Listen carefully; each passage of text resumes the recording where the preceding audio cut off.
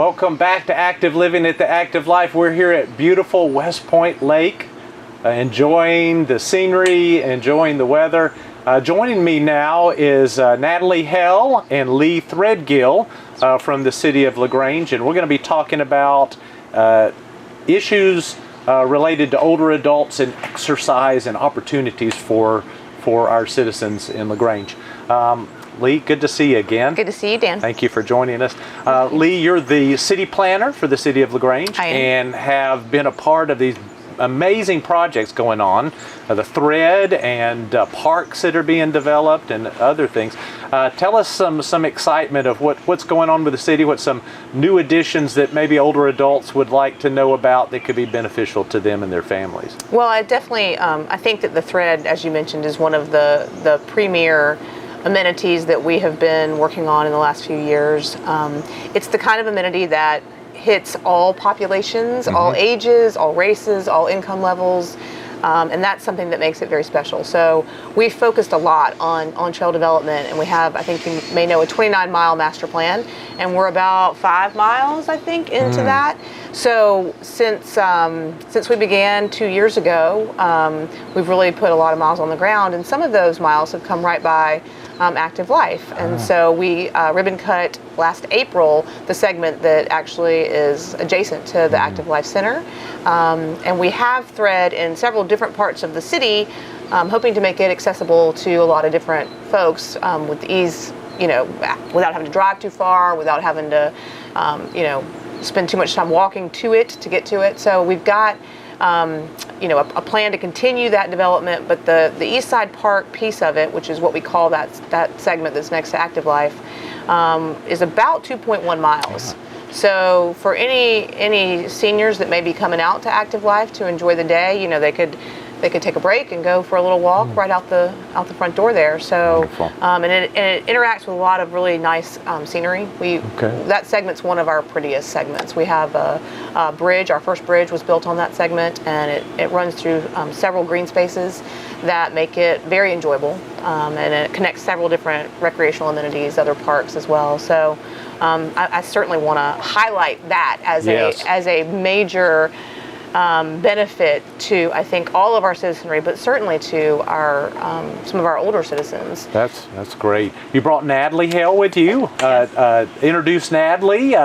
She is she the executive director for the Friends of the Thread? That's right. Yes. Okay. How long have you been in that role, About Natalie? About 2.5 years now. Ah, fantastic. Yes. And what are you responsible for as the executive director of that organization? I am the day-to-day person for the contractor. I'm the go-to person if he needs any kind of communication between the city. I'm the go-between.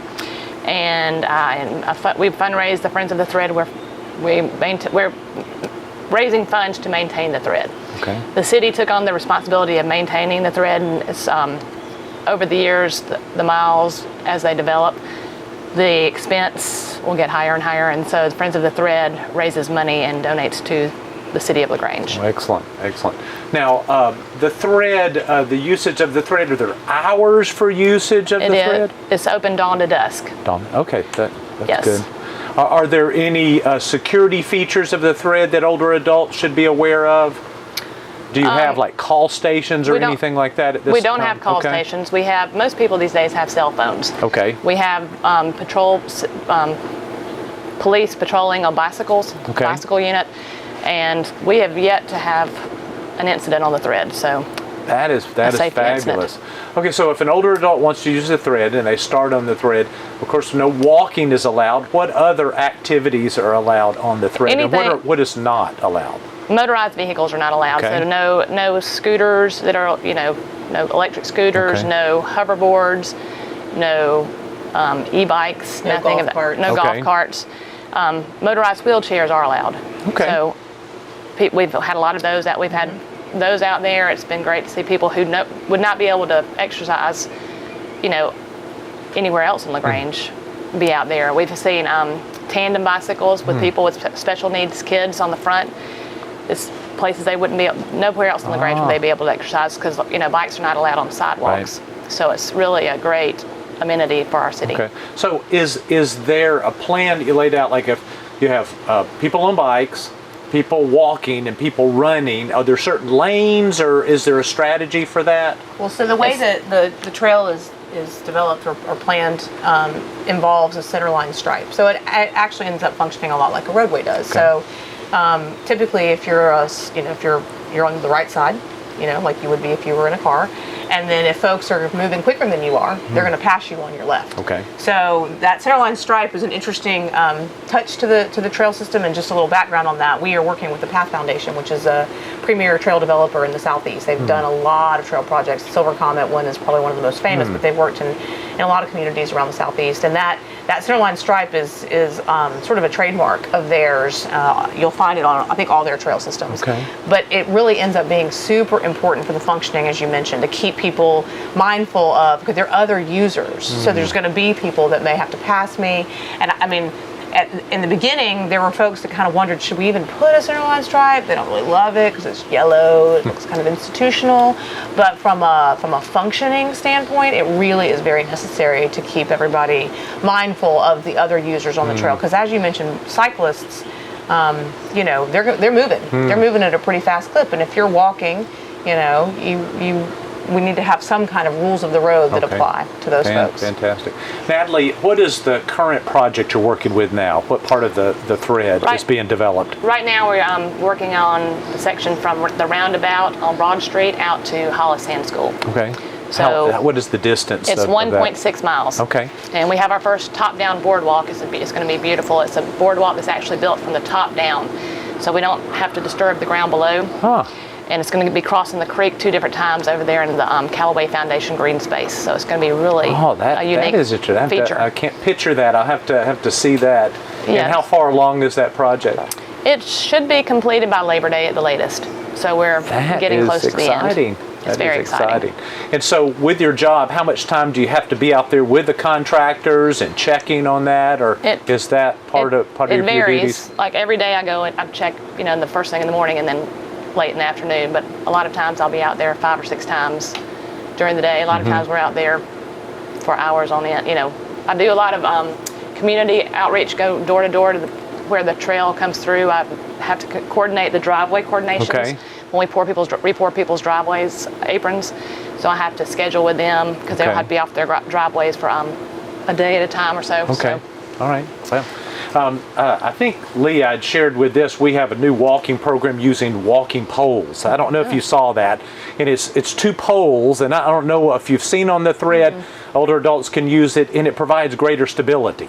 So not just one walking stick, but 2 are used, and it's coordinated at a certain pattern, and it also helps to build up the core and upper body strength along that. But I didn't know if you'd seen that on the thread yet. I haven't seen that yet. I'm hoping that will spread in more older adults, because again, to provide stability, we don't want older adults to fall, and to have that extra assistance of these walking poles could be helpful. Yeah. And so one great thing we have along the thread, we have benches along the thread. Very, probably about every 2/10 of a mile, maybe. Probably so. 3/10 of a mile. But at first, when we were putting them in, I said, "Oh, we're putting too many in." But those benches are really used. And my mother's 80, and when she walks, she stops and rests at the benches. So it's a great thing. That is a great feature. Yeah. I was not aware of that. That's very thoughtful. Yeah. Well, one of the things that we try to remind everybody about is that the thread is more than just a trail that's meant to be just for exercise. It's really about getting people outside, getting community together,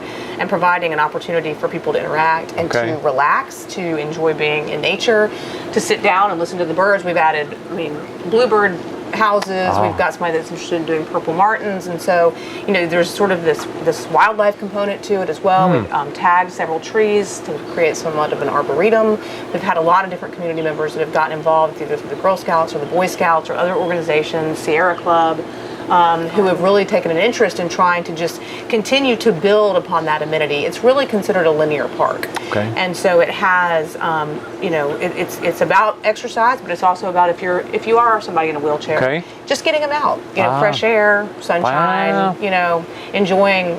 Green space is known to be really good for mental health.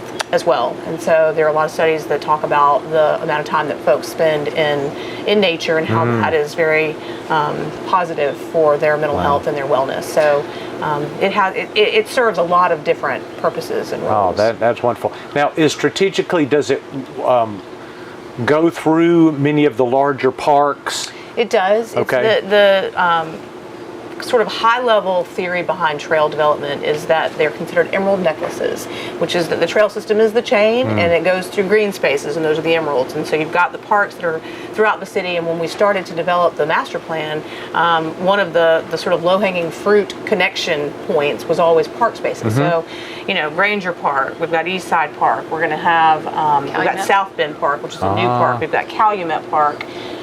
There's some other Whitesville Road Soccer Complex. So there's a lot of different green spaces that the Griggs Center, which is another recreation area. So the trail will interact with a lot of those green spaces. So if you're going for something else, like for instance George Harris, Harrison Shuford Fields, which is the one very near you, we've got tournaments that come and play out there. Well, sometimes those last all day, and folks have other kids maybe that are with them, and they may want to take a break or take a little walk for a little while, and they've got this trail amenity right there that they can hop on.